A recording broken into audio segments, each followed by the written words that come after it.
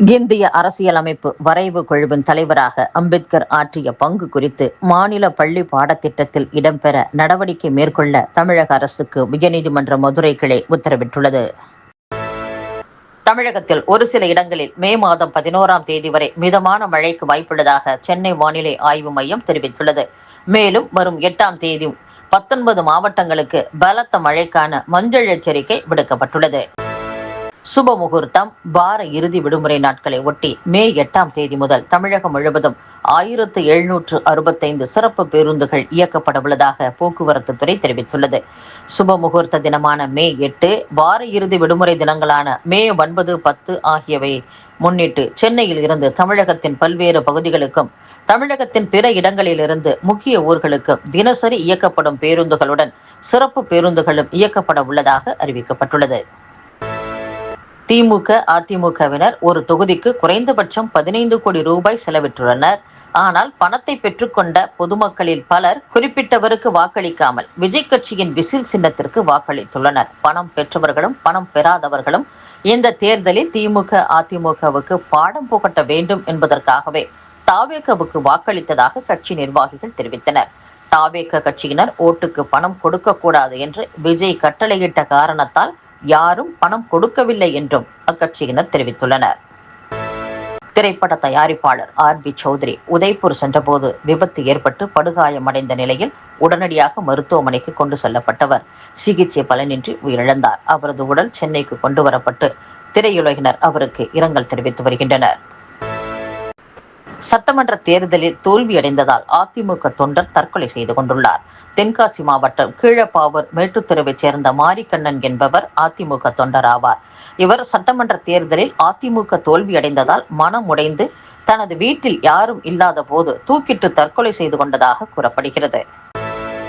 தமிழகத்தில் புதிய அரசு பதவியேற்பு விழா குறித்து தலைமை செயலாளர், DGP ஆலோசனை நடத்தியுள்ளனர். தமிழகத்தின் புதிய முதல்வராக தாவேக தலைவர் விஜய் நாளை பதவியேற்பார் என்று கூறப்படுகிறது. சென்னை நேரு உள் விளையாட்டு அரங்கில் பதவியேற்பு விழாவிற்கான ஏற்பாடுகள் நடைபெற்று வருகிறது. புதிய அரசு பொறுப்பேற்க உள்ள நிலையில் சென்னை தலைமை செயலகத்தில் தலைமை செயலாளர் சாய்குமார், உள்துறை செயலாளர் மணிவாசன், DGP சந்தீப் ராய் ரத்தோர், சென்னை மாநகர காவல் ஆணையர் மற்றும் உயர் அதிகாரிகள் ஆலோசனையில் ஈடுபட்டனர்.